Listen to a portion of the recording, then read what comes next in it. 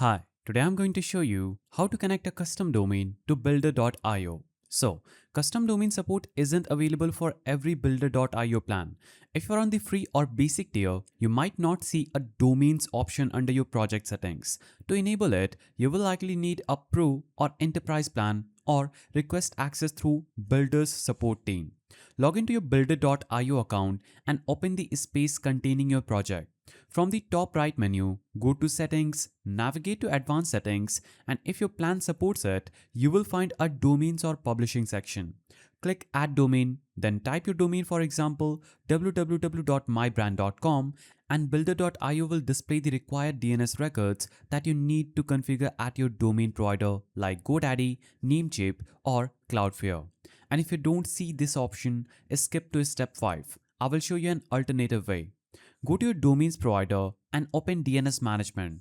Add the records builder.io provides, usually a CNAME record like this.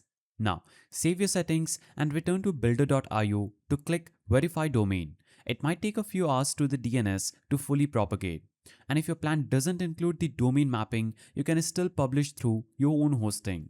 Export your builder.io pages or connect via your custom front-end code, React, Next.js, etc. using Builder's SDK. Then connect your domain directly through your hosting platform, for example Vercel, Netlify, or AWS. Once verified, your builder.io content will be live under your domain. And if it doesn't appear instantly, double check your DNS records using dnschecker.org. And that's it. You've either connected your domain directly or learned how to publish builder.io content using your own host, depending on your plan's capabilities.